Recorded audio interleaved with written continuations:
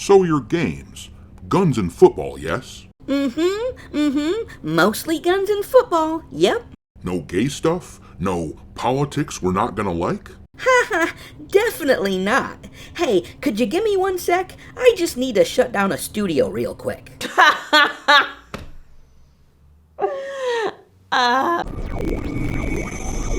What is up, space pirates?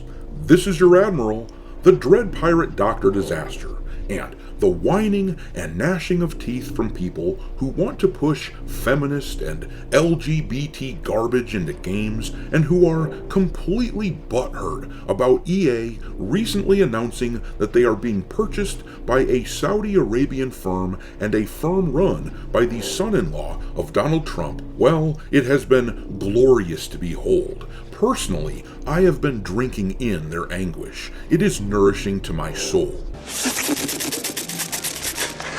The CEO of the company put out a statement trying to reassure people that EA's values haven't changed. He said, "Our values and our commitment to players and fans around the world remain unchanged.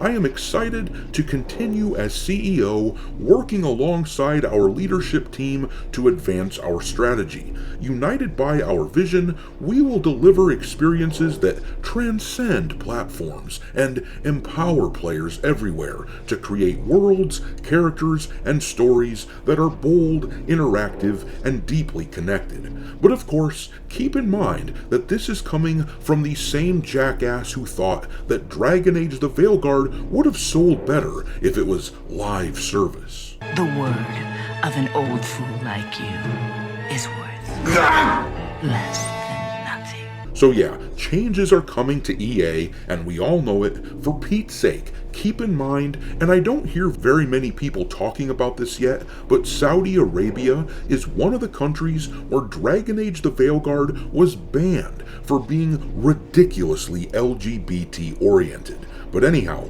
I covered yesterday how the Redditors were handling this news, but predictably, there are a ton of game journalists and activist game devs out there who aren't taking this very well. Here's Kotaku, for example, whose headline says, "The internet reacts to EA's $55 billion sale to some of the worst people around." Just hook it to my veins! But this article here from PC Gamer made me chuckle the hardest as they discuss a former Bioware writer, the guy responsible for Tosh in that game. He speculated that this sort of dialogue, which he was responsible for, will not be permissible in their games any longer. She's still holding the ruby in her other hand.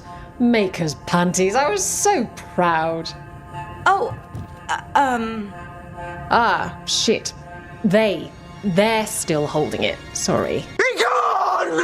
These same activists were so thrilled when years ago we had crap like this, where they infested Battlefield 5, a World War II supposedly realistic shooter with female soldiers that had bionic arms and stupid shit like that, rewriting history in the name of feminism. They celebrated that. They thought it was so funny as they told us that gaming belongs to them now. But now the chuds get to laugh as the very DNA of EA gets replaced, bringing their house of cards crashing down. There is nothing you can possess which I cannot take away.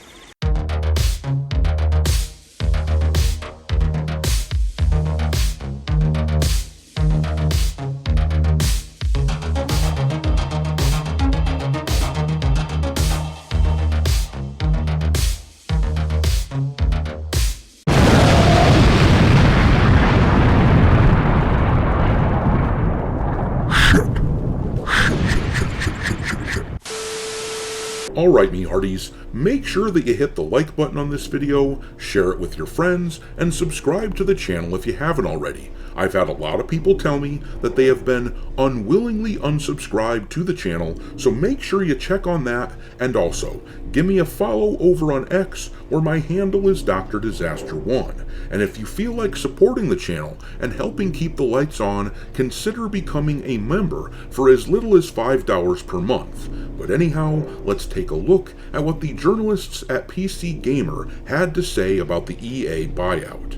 Now, I know there are some people out there who are thinking, well, gee, Doctor, it's funny to see these woke activists having a meltdown over this situation, but I don't actually think that Saudi Arabia being involved with EA is actually going to make things better. They might be censorious to the point that the games that they make are unplayable.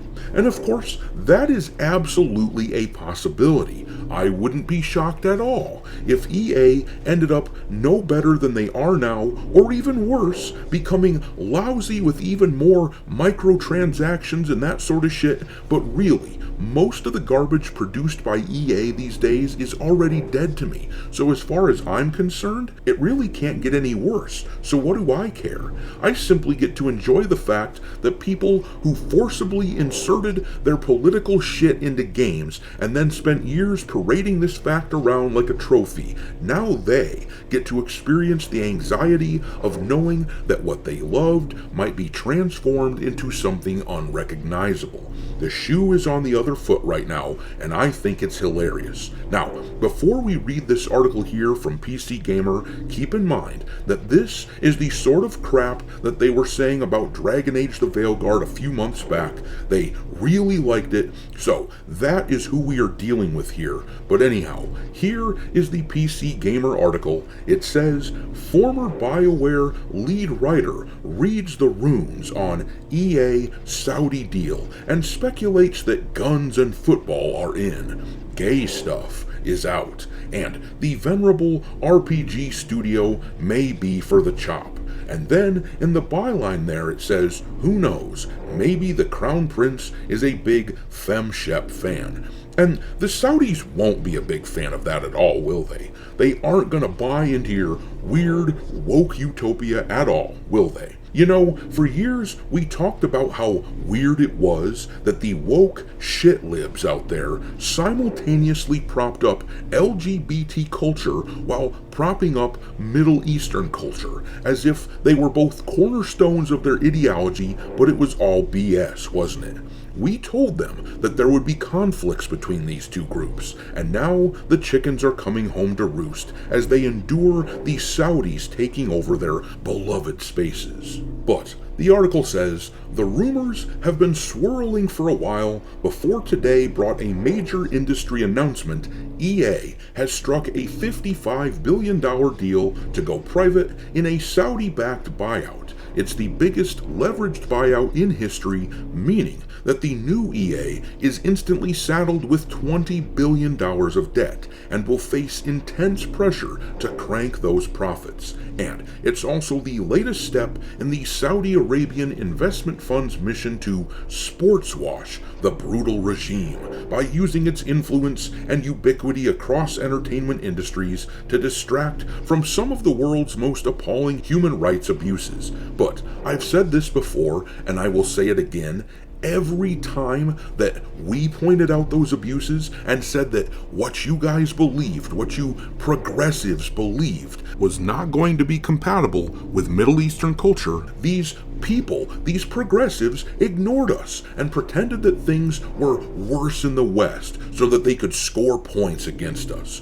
And now, pretending to care about what you're seeing over in Saudi Arabia, pretending now is utterly revealing of the lack of character that these shitlibs possess. But anyhow, reading on, the article says next, as the crack team at PCG Towers discussed the deal, one line stuck with me. I wouldn't want to be sitting in a Bioware chair right now. The vibes around one of the all-time great RPG studios have not been good in recent years, and the fairly decent Dragon Age the Veilguard didn't persuade anyone that the studio is capable of surpassing contemporary greats like Baldur's Gate 3 or Disco Elysium. Earlier this year, the studio was apparently cut to the bone in a round of layoffs, though a new Mass Effect game remains in development for now. Everyone who's ever loved a Bioware game, which is surely an awful lot of us, is probably feeling quite gloomy about the studio's prospects. Yeah, speak for yourself, dude. I loved KOTOR. That is one of my favorite games of all time, and I loved the OG Dragon Age games and the OG Mass Effect games, but right now I am giddy at the thought that shit might change, because what's the worst that could happen? The games that they make, which are ass these days, will suddenly become even more ass? Is that the danger? Well, who gives a shit? But we'll keep reading. It says here, and that extends to former Bioware leads who are watching this acquisition and thinking pretty much what we're all thinking. It might not happen tomorrow, but this could be the death knell for the studio. Patrick Weeks, who goes by Trick Weeks, was a writer at Bioware from 2005 to 2025, working across various Mass Effect and Dragon Age titles, and was lead writer for Dragon Age the Veilguard. They recently took to Blue Sky, linking coverage of the EA Saudi deal alongside an imaginary conversation that goes like this. Buyers, so your games, guns and football, yes?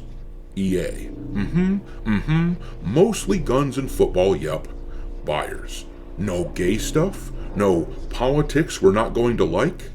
EA, haha, definitely not. Hey, could you give me 1 sec? I just need to shut down a studio real quick. And if that happens, then so be it. Gamers always wanted you to stick to the guns and football, so to speak.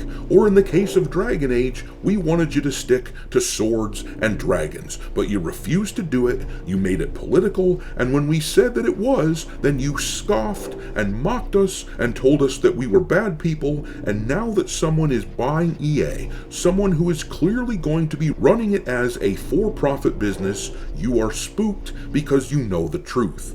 Bioware's current mode of operating is incompatible with a for-profit business. But let's read the rest of this. Weeks was one of those laid off at the start of the year, and so can afford to be frank, while anyone still at Bioware will no doubt be deleting all social media apps lest temptation win out.